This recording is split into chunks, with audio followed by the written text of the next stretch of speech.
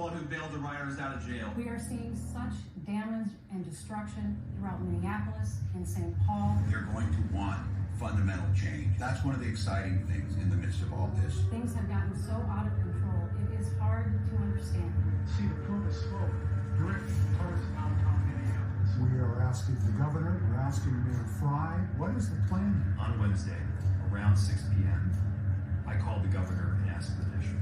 What are we going to do and how are we going to do something? It's definitely not a safe situation for anyone. We see protesters attacking police, defacing buildings, and looting from businesses. The place is completely trashed. People are scared, and people are angry, and people want to hear from their government. The few who got caught, Camila helped bail them out of jail. He encouraged her followers to support the Minnesota Freedom Fund, which is a group that bailed out rioters. Some of those rioters even attacked police officers. The 3rd precinct of the Minneapolis Police Department on fire. Nearby businesses ablaze. Airing information citywide, the 3rd precinct has been compromised. Many of the officers who were there that night sent final text messages to loved ones in case they didn't make it out alive. I mean, this is an abject failure. Told me this morning that his superpower is how normal he is. Is he? I mean, I don't know this guy. I mean, is it normal to let your biggest city in your state burn while you're the governor for 4 days, destroying thousands of businesses, hundreds of millions of dollars in property damage while you do nothing? Does that sound normal? Is it normal for your wife to say she opened the window so she could let the smell of tire fires waft in so they could take in the smells of this radical chaos and anarchy on the streets of Minneapolis? I don't view any of that as normal. I look at this through the lens of decision making. And in 2 cases, they showed us who they are. Kamala Harris absolutely bowed down to the radical left in her party by not picking Shapiro, who is Jewish. There was a nasty campaign run against him. Everybody knows it. No one wants to admit it, but everybody knows it. And she wound up choosing the person who was not Jewish and not as talented, and not from the state that she has to win. He did a nice job tonight. Everybody can see why he was the best choice, but she couldn't do it because the party is somewhat awash in anti-Semitism. And for Waltz, when he did what he did during the riots, to me, it was him saying, I don't have the strength or the character to stand up to this anarchy. So in 2 big decision points for this ticket, they showed us they will always bow down to the radical left. So I think if you want to talk about normal, to the normal people in this country, bowing down to the radical left is not normal. It shouldn't be normal, and it should be a flashing red light to the normies of America that this is not the ticket for you. The reality is that he is dangerously liberal the same way that she is. And he is weak on the border. Again, you saw the reporting from Bill Melugin. He supports sanctuary cities and sanctuary states. She is the original border czar. They are both soft on crime. He let Minneapolis burn in 2020. And they both have declared war against American energy. I mean, they are a disaster for all the issues that American voters care about, and we are going to make sure to use their own words and their own videos against them in this race, because they will not be allowed to rebrand themselves. Please welcome President Ronald Reagan, who has a few questions for you. A lot of you will go to the polls, will stand there in the polling place and make a decision. I think when you make that decision, it might be well if you would ask yourself, are you better off than you were 4 years ago? Is it easier for you to go and buy things in the stores than it was 4 years ago? Is there more or less unemployment in the country than there was 4 years ago? Is America as respected throughout the world as it was? Do you feel that our security is as safe, that we're as strong as we were 4 years ago? If you don't think that this course that we've been on for the last 4 years is what you would like to see us follow for the next 4, then I could suggest another choice that you have. President Trump. He'll make America great again. Good evening, Patriots, and welcome to another edition of the Douglas Ducote Show. You had many places to be tonight. chose to be here with me, and for that, I am forever grateful. Thank you very, very much. I hope that whatever you did this past weekend, you had fun and that you were safe. I took the boat out and spent some time on the water a little bit with my wife, but then my wife got sick, and she is ill at the moment and is not up and about as her normal self. She got some kind of little flu bug going on. And so for those of you that believe in the power of prayer, please keep her in your thoughts and prayers, that she heals and recovers quickly. We spent some time yesterday in the ER at our local hospital, and they've given her some medications and fluids, and hopefully she will fight this bug and be back to her normal self here real soon. So as you all have heard, Camila Harris has chosen who will be the vice president. She chose Midwestern governor, Army veteran, by the way, which we're going to talk about in depth here shortly, and former football coach and a teacher. His name is Tim Waltz, to be her 2024 running mate after a hurried, intense 2-week vetting process. She didn't quite vet him good enough, which we will share with you. He's 60 years old. He's a veteran politician who served in the U.S. Congress from 2007 to 2019, when he was then elected to governor of Minnesota, you know, the Alejandro Maher group. He defeated Republican Jeff Johnson. He was reelected to his second term in 2022 after fending off a challenge from Republican Scott Jensen. Progressives have praised Waltz's strong support for unions and record of accomplishment as governor, which included codifying abortion rights into the state constitution, enacting universal free school breakfasts and lunches for students, regardless of their income, and making Minnesota a refuge for children seeking transgender medical procedures. This strong progressive record and Waltz's plain-spoken demeanor reportedly thrilled the Harris campaign, which sought a partner who could reinforce the Democrat ticket's strength in Midwestern battleground states. But there are several controversies that are tied to Mr. Waltz as governor that Republicans have already begun to use in their attacks on his record. Here are just a few. 1995, DUI arrest. Waltz, in past campaigns, sought to downplay his arrest for drunken driving in the mid-90s, but questions about his run-in with law enforcement continue to dog him.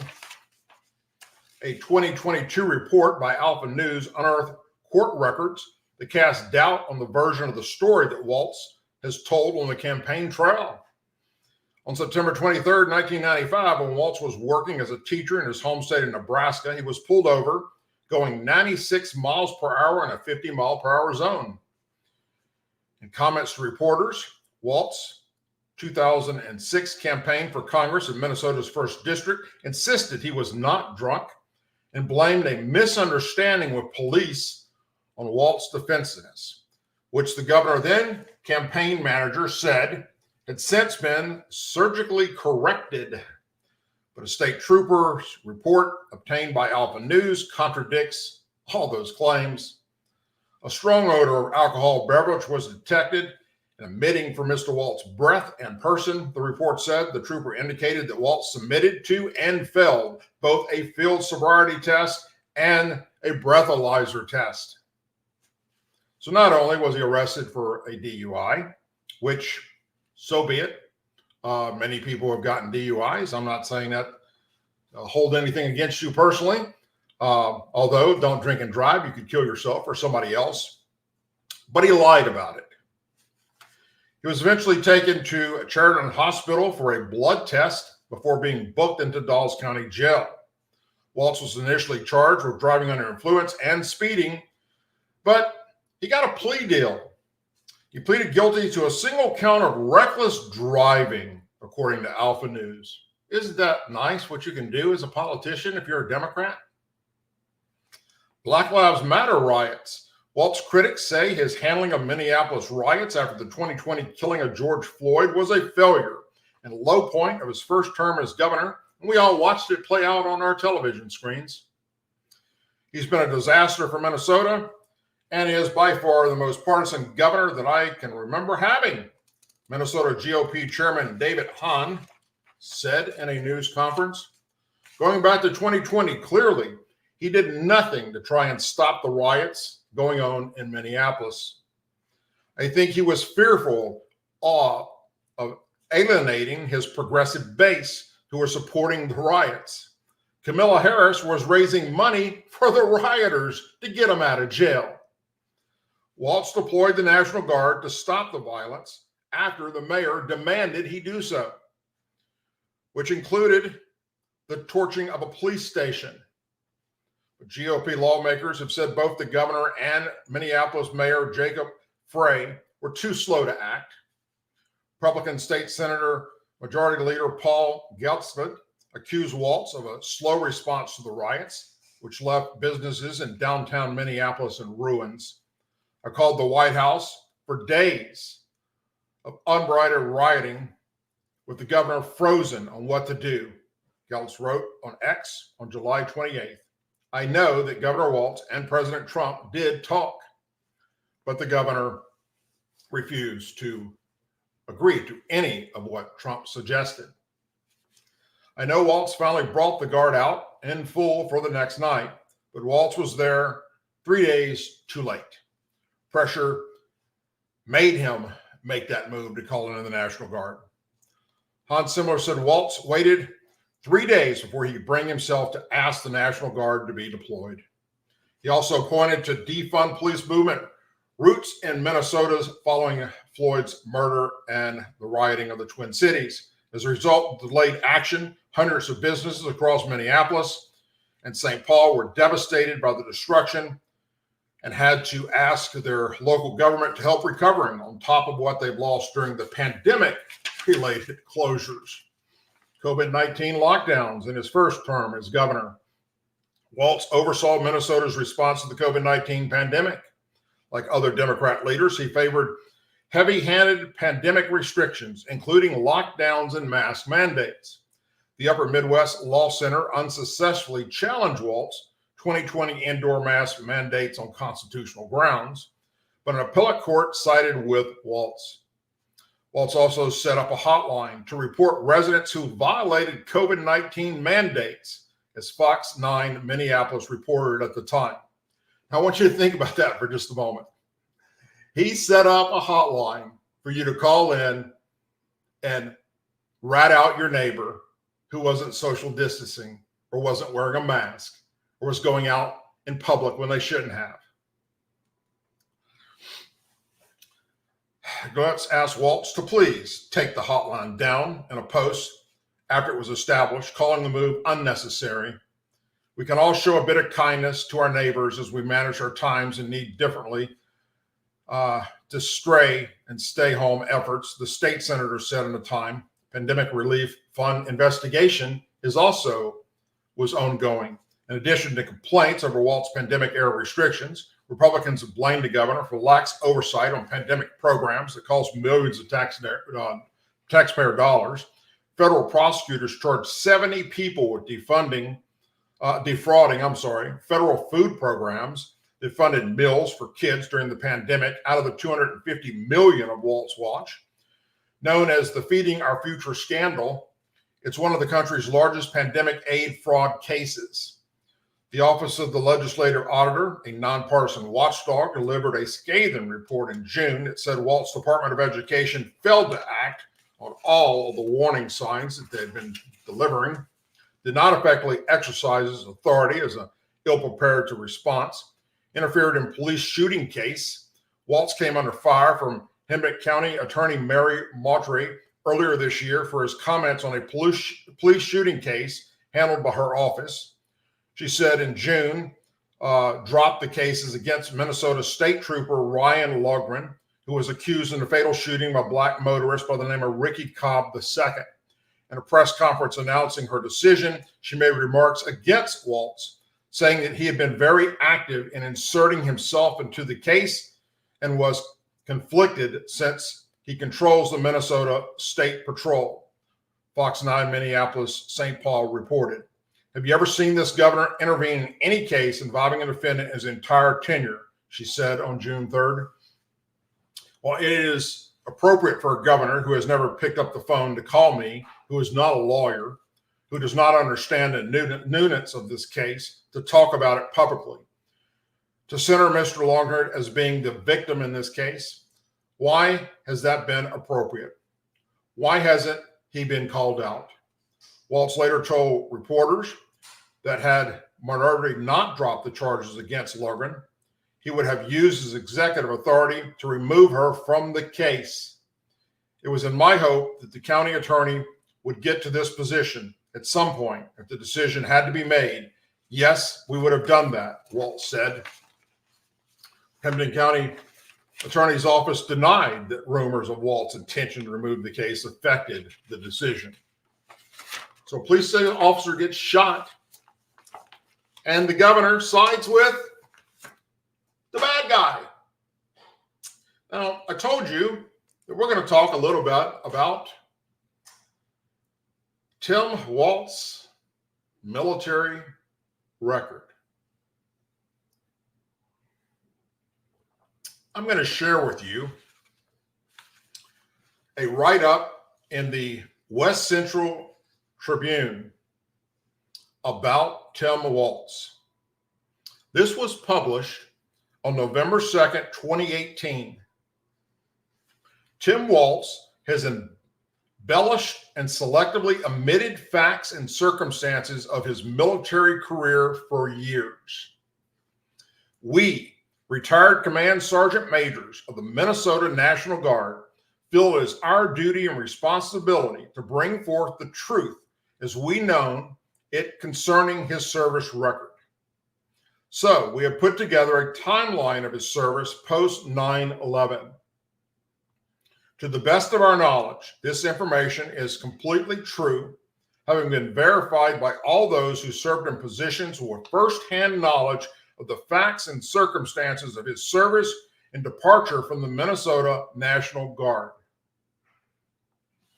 Many of the dates and timeframes are from the official discharge documents and the reduction order reducing him to Master Sergeant. On September 18th, 2001, Tim Waltz re-enlisted in the Minnesota Army National Guard for 6 years. In early 2003, he was selected to attend the United States Army Sergeant Major Academy. The non-resident course consists of 2 years of correspondence coursework, followed by a 2-week residence phase at Fort Bliss, Texas. When a senior non-commissioned officer accepts enrollment in the course, they accept 3 stipulations. First, they will serve for 2 years after graduation from the academy or promotion to sergeant major or command sergeant major, whichever is latter. Second, if they fail the course, they may be separated from the military. And third, they will complete the course or be reduced to master sergeant without board action. Senior non-commissioned officers initialed and signed a statement of agreement and certification upon enrollment. The State Command Sergeant Major of Army National Guard Command Sergeant Major counsels the soldier and certifies that the senior non-commissioned officer understands their responsibilities, as he did. These stipulations are put in place because the academy is a college-level school. The military invests a lot of taxpayer money in the student. The military needs to ensure that they will get the return on investment that the taxpayers deserve. In late summer of 2003, First Sergeant Waltz deployed with the 1st of the 125th Field Artillery Battalion in support of Operation Enduring Freedom to Italy. The mission was to augment the United States Air Force Europe security forces doing base security for 6 months. In no way were the units or soldiers of the 1st of the 125th Field Artillery Battalion replacing any units or military forces so they could deploy to Iraq or Afghanistan. After the units returned to Minneapolis, to Minnesota, in the spring of 2004, he was selected by high-level Command Sergeant Major to serve in the position of the Command Sergeant Major of the 1st of the 125th Field Artillery Battalion. On August 5, 2004, he was photographed holding a sign at a protest outside a President Bush campaign rally in southern Minnesota. On September 17, 2004, he was conditionally promoted to Command Sergeant Major. The conditions had been outlined to him when he was counseled, and he signed the Statement of Agreement of Certification. If the conditions are not met, the promotion is null and void, like it never happened. In early 2005, a warning order was issued to the 1st of the 125th Field Artillery Battalion, which included the position he was serving in, to prepare to be mobilized for active duty for deployment to Iraq. On May 16, 2005, he quit, leaving the 1st of the 125th Field Artillery Battalion and its soldiers hanging, without its senior non-commissioned officer, as the battalion prepared to go to war. His excuse to other leaders was that he needed to retire in order to run for Congress, which was false. According to the Department of Defense directive, he could have run and requested permission from the Secretary of Defense before entering active duty, as many reservists have in the past. If he had retired normally and respectfully, you would think he would have enlisted, or you would think he would ensure his retirement documents were correctly filled out and signed, and that he would have ensured that he was reduced to Master Sergeant for dropping out of the academy, right? Instead, he waited for the paperwork to catch up to him. His official retirement document states, "Soldier not available for signature." On September 10th, 2005, conditionally promoted Command Sergeant Major Waltz was reduced to Master Sergeant. It took a while for the system to catch up to him, as it was uncharted territory. Literally no one quits in the position that he was in and drops out of the academy, except him. In November 2005, while the battalion trained for war at Camp Shelby, Mississippi, it received an offer from retired Master Sergeant Waltz. He offered to fundraise for the battalion's bus trip home over the Christmas that year. The 1st of the 125th Field Artillery Battalion was deployed for 22 months in 2006 and 2007. During this time, they were restricted by Army regulations and could not speak out against the candidate for office. In November 2006, he was elected to the House of Representatives. He claims to be the highest ranking enlisted service member ever to serve in Congress. Even though he was conditionally promoted to Command Sergeant Major less than 8 months, quit before his obligations were met, and was reduced in rank to Master Sergeant for retirement. Yes, he served at that rank, but was never qualified at that rank, and will receive retirement benefits at one rank below. So you be the judge. On November 1st, 2006, Tom Hagen, Iraq War veteran, wrote a letter to the editor of the Winona Daily News. Here are a couple sentences from that letter. But even more disturbing is the fact that Waltz quickly retired after learning that his unit, Southern Minnesota's 1st of the 125th Field Artillery Battalion, would be sent to Iraq. For Tim Waltz to abandon his fellow soldiers and quit when they needed experienced leadership most is disheartening. Here's part of Tim Waltz's response. After completing 20 years of service in 2001, I re-enlisted to serve our country for an additional 4 years.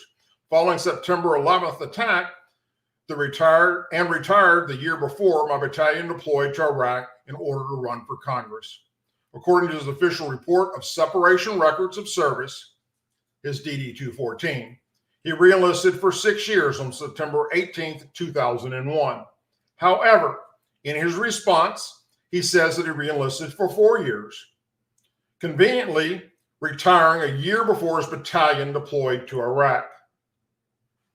Even if he had reenlisted for 4 years following September 11th, his retirement date would have been September 18th, 2005. Why, then, did he retire on May 16th, 2005? Before his supposed 4-year enlistment was up. And he makes it sound like he retired a year before his battalion deployed to Iraq, when in reality, he knew when he retired and the battalion would be deployed to Iraq. The bottom line in all of this is gut-wrenching and sad to explain. When the nation called, Tim Waltz quit.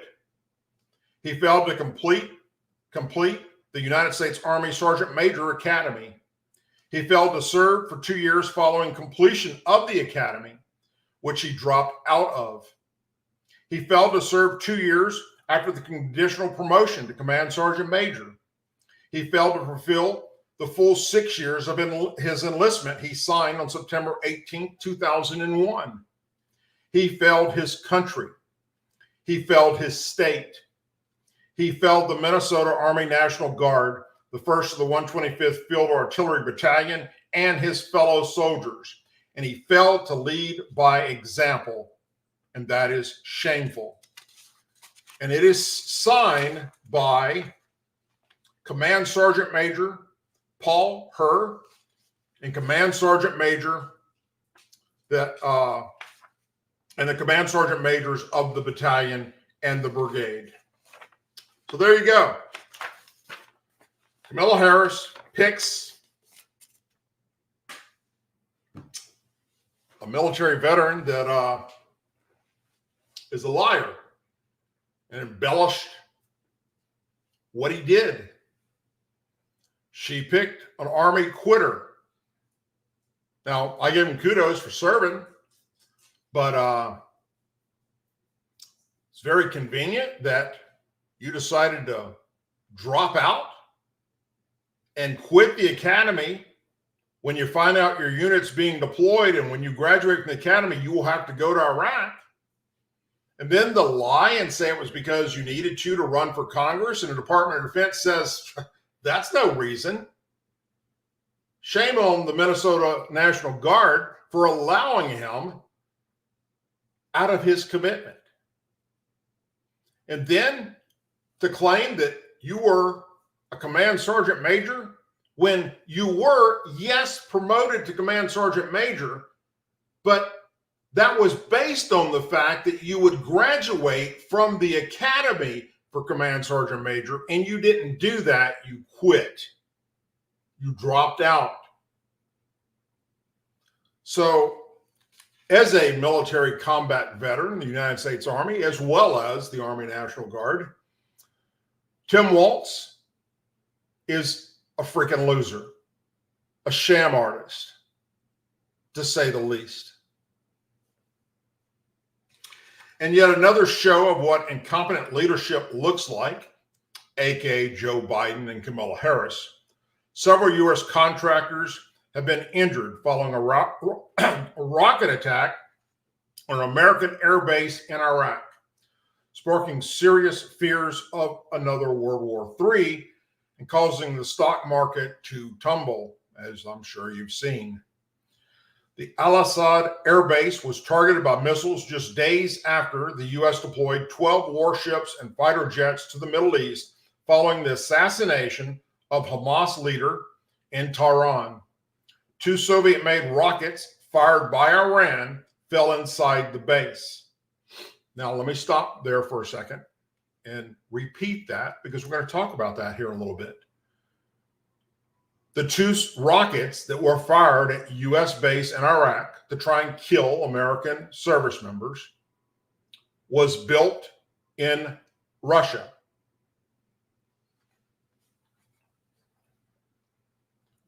One landed in a village nearby. President Biden and Vice President Camila Harris were briefed on the situation discussing developments in the Middle East. Biden's X account, formerly Twitter, stated, "We received updates on threats posed by Iran and its proxies. Diplomatic efforts to de-escalate the regional tensions and preparation to support Israel should it be attacked again. We're also discussing the steps we're taking to defend our forces and respond to any attack against our personnel, no matter or place of our choosing," which basically means nothing. A long, long, long time ago, the U.S. and coalition forces should have bombed Iran back to the fucking Stone Age. That is the only way the leading sponsor of terrorism on planet Earth will understand anything. Sending them flowers and negotiations and peace talks and please don't do this again doesn't work with radical Islamic terrorists.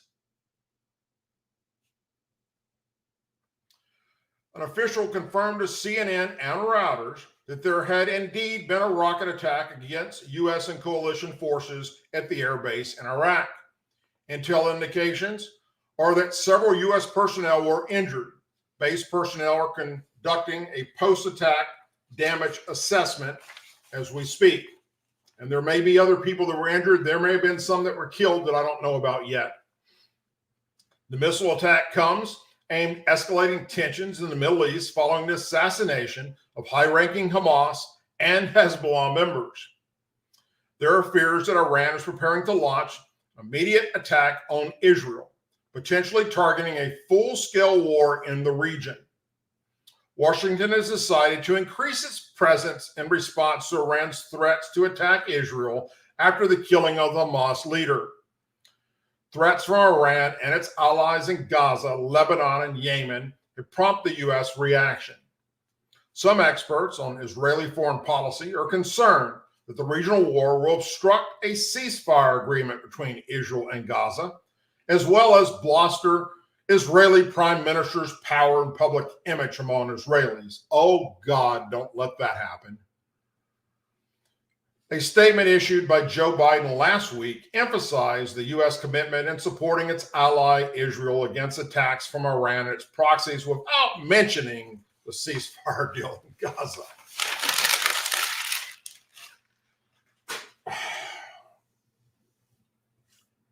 I don't understand. I really don't. And I know I'm not alone. I know that there ain't a single person out there. Well, let me back up. That's not true. There are some people out there that are military veterans that are Democrats and that are liberals. Whether it was while they served or after they got out, they switched and that's what they became. So let's say 99.9% of every U.S. military veteran will tell you after years and years of dealing with the Middle East and especially Iran, that there is only one way to fix that problem, and that's to annihilate these son of a bitches. They are responsible for killing American forces in Afghanistan and in Iraq and in other places like Yemen, and we've done nothing. They're responsible for supporting Hamas and Hezbollah, and we've done nothing. They are responsible for what happened to Israel back in October when Hamas attacked them and brutally killed and kidnapped Israelis and American citizens that are still being held somewhere, if they're even alive. And as we will talk about shortly, we now know that right here in America, Iran has managed to get people across our southern border waiting to kill me or you or one of your family members. And this administration has done nothing. Neither did the Trump administration, to be honest with you, when it comes to Iran. Besides pulling us out of the fucking deal, the nuclear deal that was horrible. Hey, I give Trump kudos for that. But I know for a fact his military leaders made it very clear to him that the only way to put Iran into check is with military might, striking them where it hurts. And moving forward, whoever becomes the next president of the United States, I know for a fact there is a plan that the Pentagon has to put Iran in check, where within 24 to 48 hours, we can annihilate all of their military command and control structure, all of their military supply lines, all of their military bases, all of their aircraft and their entire naval fleet, and their nuclear power plant production of making weapons of nuclear power to destroy Israel, which is what they claim they want to do. We have the capability to strike them and strike them hard and end this terrorist regime once and for all. But we don't seem to have the backbone to put at 1600 Pennsylvania Avenue to do that. Nobody wants to do it. Not Republicans, not Democrats. They give Iran a pass. This has to stop. They're going to kill us, more of us. They've already killed many Americans. They're going to kill more.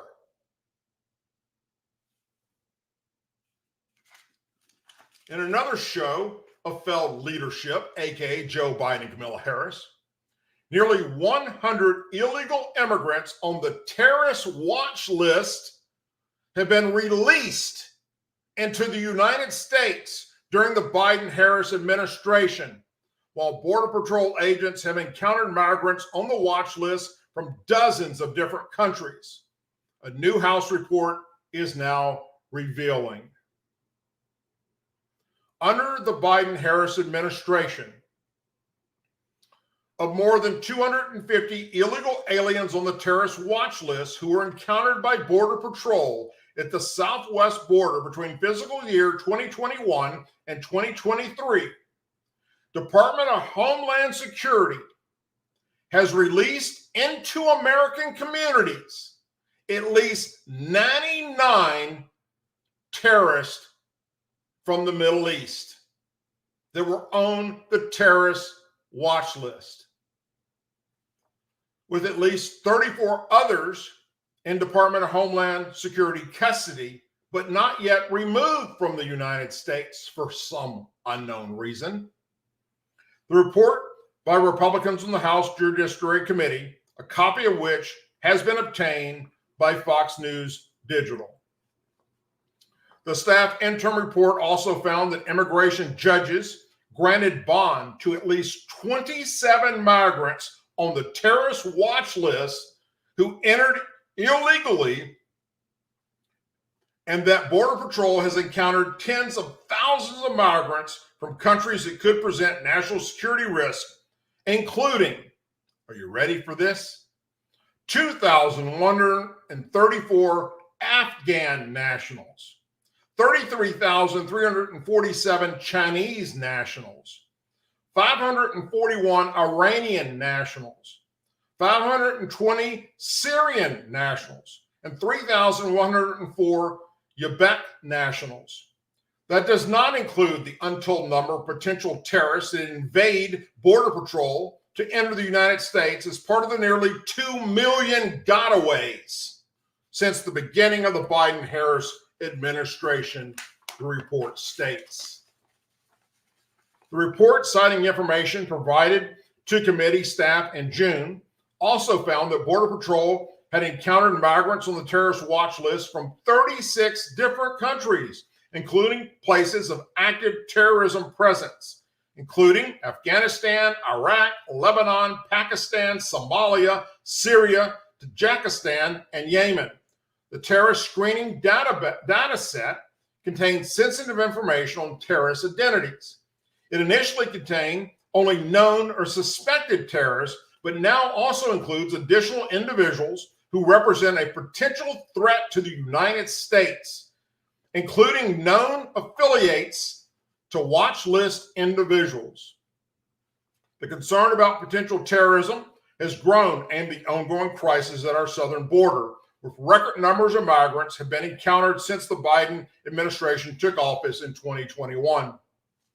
The number of encounters on the terrorist watch list has grown significantly as well, with the committee reported finding that more than 3,000% of encounters at our southern border. The Biden administration has accused Republicans of not providing enough funds and reform to a broken system, yet they failed to address the root cause, which is that they rolled back all of Trump era policies on the border that were working just fine. But officials have warned about the risk that terrorists may seek to enter in through the southern border for quite some time now. Even the FBI and the CIA has said they're already here. That was on display when Department of Homeland Security identified over 400 individuals brought to the U.S. from Eastern Europe and Central Asia countries by ISIS-affiliated smuggling network in the past several months. So this year. That came after the Tajikistan nationals with ties to ISIS were busted by federal authorities in New York City, Los Angeles, and Philadelphia. Several of them came via the southern border illegally, and no derogatory information was flagged during their original process. The Judiciary Committee report revealed that one of these Afghanistan nationals there were released after using the CBP One Phone application to secure an appointment, and 4 were encountered by the Border Patrol.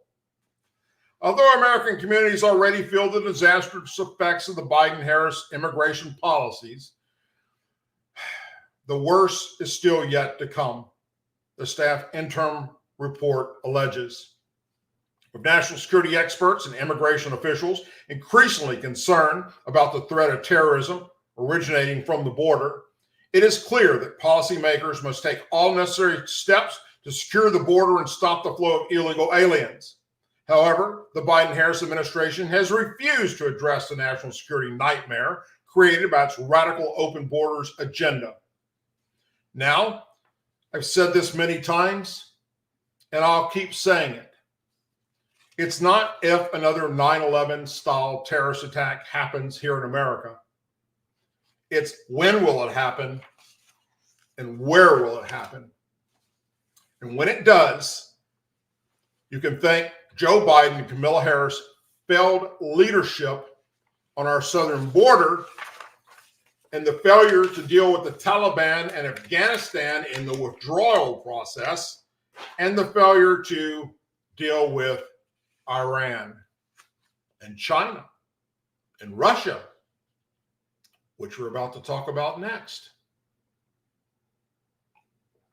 And yet another sign of weak leadership, aka Joe Biden and Camila Harris, the North American Aerospace Defense Command detected, tracked, and intercepted 2 Chinese and 2 Russian military aircraft operating together in international airspace off the coast of Alaska.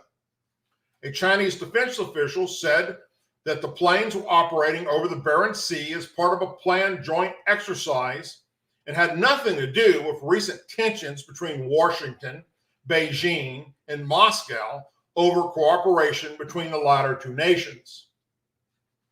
If you believe that, I got some land to sell you that doesn't flood in Lake Charles, Louisiana.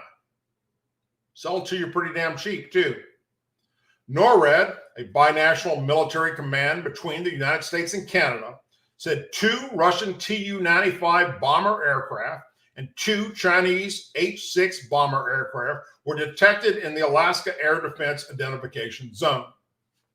Now, let me stop right there for a second. And I've talked about this before on my show, that it is not new to have Russia flying their bomber aircraft towards our country, and they do that on purpose to see how long it takes for us to intercept them. Or are we going to intercept them? That happens all the time. It isn't new. And guess what? We do it to them too. Now, that being said, what is new is Russia and China working together with military bombers to test our national defense system. What is new is Iran launching missiles built by Russia to attack U.S. forces in Iraq.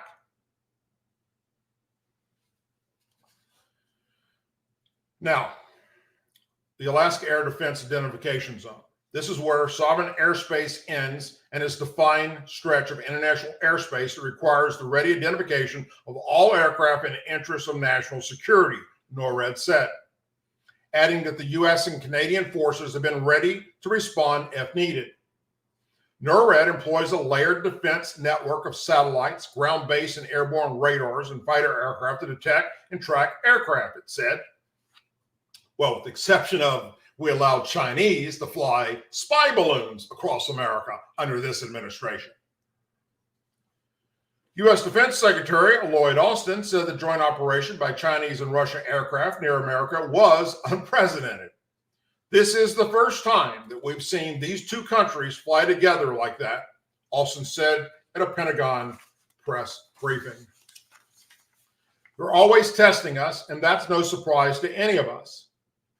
Russia's defense minister released images of the Russian and Chinese jets flying over the Barents Sea, as well as the Chukchi Sea to the north, and said in a statement that the four jets had at times been accompanied by fighter jets from foreign forces, aka US and Canada. In Beijing, Chinese defense minister spokesman said that the aircraft were operating over the Barents Sea as part of a joint strategic aerial patrol intended to enhance their ability to cooperate and was not meant to send any messages. This action is not aimed at third parties, the spokesman said. It is in line with relative international laws and international practices and has nothing to do with the current international and regional situation. The intercept of the aircraft is not the first time Chinese military forces have been detected near U.S. and Canadian territory. Chinese naval ships have been in the past months been detected operating with the U.S. exclusive economic zone, but the international waters near Alaska's islands, telling U.S. Coast Guard ship via radio that they are conducting freedom of navigation operations.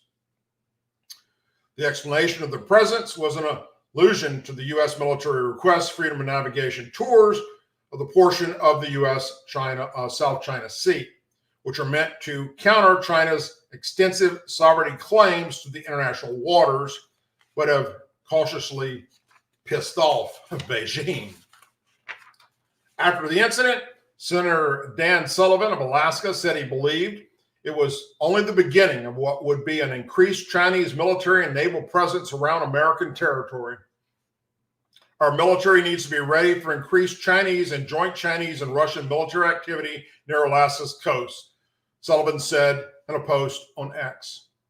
America must be much more prepared for the increased activity in the Arctic, and also let Alaskans know that our military is on the job protecting our state and our country.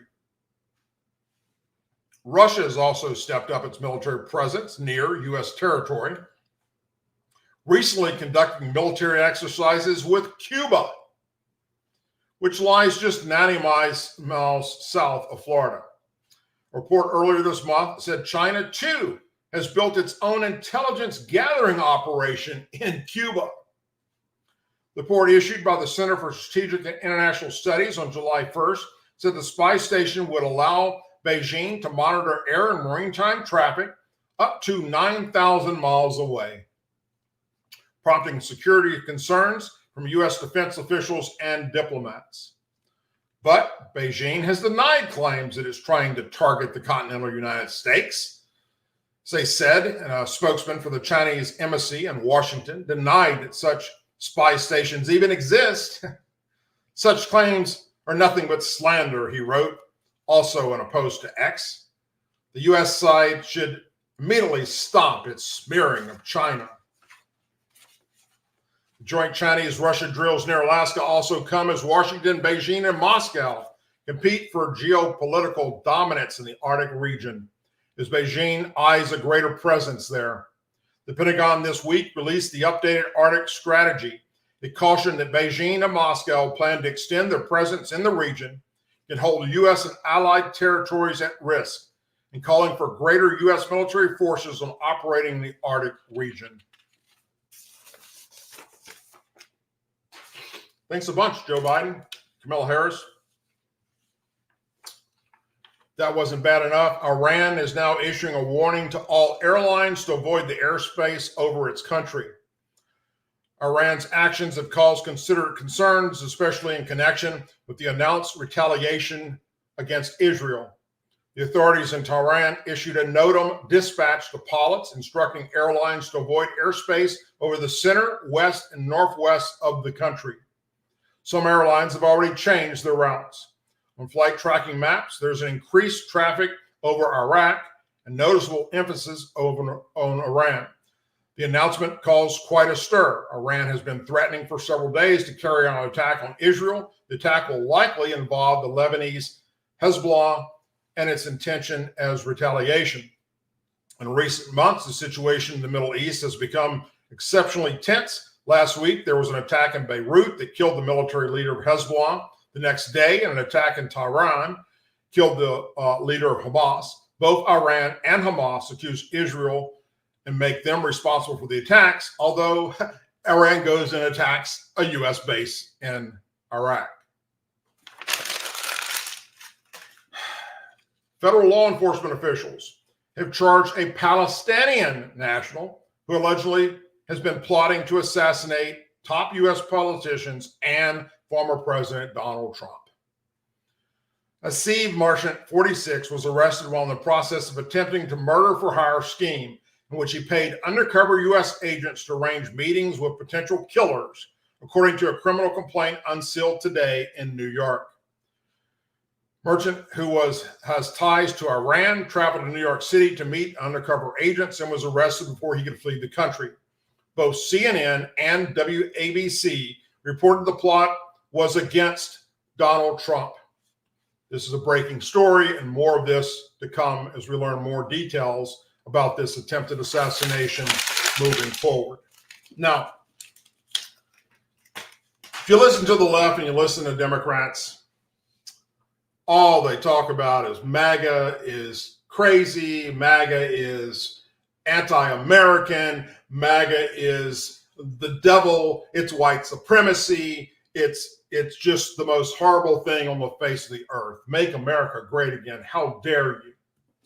So if you just happen to be a Democrat or liberal tuning in tonight and you want to know what MAGA actually stands for, what it actually means, make America great again, I'm going to tell you straight up the 2024 GOP platform of Make America Great Again and what it actually is. So listen up, Democrats and liberals. And if you don't agree with any of this stuff, if you think it's bullshit, then hell, let us know individually which part of this you think is anti-American. Seal the border and stop illegal invasion. Carry out the largest deportation operation in American history. End inflation and make America affordable again. Make America the dominant energy producer in the world. Stop outsourcing and turn the United States into a manufacturing superpower. Large tax cuts for workers and no tax on tips. Defend our Constitution, our Bill of Rights, and our fundamental freedoms, including freedom of speech, freedom of religion, and the right to keep and bear arms. Prevent World War III. Restore peace in Europe and the Middle East. and build a great Iron Dome missile defense shield over our entire country, made in America. End the weaponization of government against the American people. Stop the migrant crime epidemic. Demolish the foreign drug cartels, crush gang violence, and lock the violent offenders up forever. Rebuild our cities, including Washington, D.C., making them safe, clean, and beautiful again. Strengthen and modernize our military, making it, without question, the strongest and most powerful in the world. Keep the U.S. dollar as the world's reserve currency. Fight for and protect Social Security and Medicare with no cuts, including no changes to the retirement age. Cancel the electric vehicle mandate and cut costly and burdensome regulations. Cut federal funding for any school pushing critical race theory, radical gender ideology, and other inappropriate racial, sexual, or political content on our children. Keep men out of women's sports. Deport pro-Hamas radicals and make our college campuses safe and patriotic again. Secure our elections, including same-day voting, voter identification, paper ballots, and proof of citizenship. And unite our country by bringing it to new and record levels of success. That is what Make America Great Again is about. That is what it means. So, if you're against any of that, speak out and let it be known how much you hate this country. As always, please say a prayer for our men and women serving the United States military, our veterans, our law enforcement officers, our first responders, their families, our angel families, our blue and gold star families, and our country. May God bless the United States of America. May God bless each and every one of you. Join me back here on Thursday night at 8 p.m. Central for another live broadcast, sharing more and more factual information that you need to know as we move towards this upcoming election in November that is going to be a make or break for our country. God forbid if Republicans don't take back all three branches of government, because then we're done. Stick a fork in it. The radical left is hell-bent on destroying this country. All you got to do is open your eyes and pay attention. Thank you. Be safe tonight, whatever you're doing. God bless you, and I'll see you on Thursday.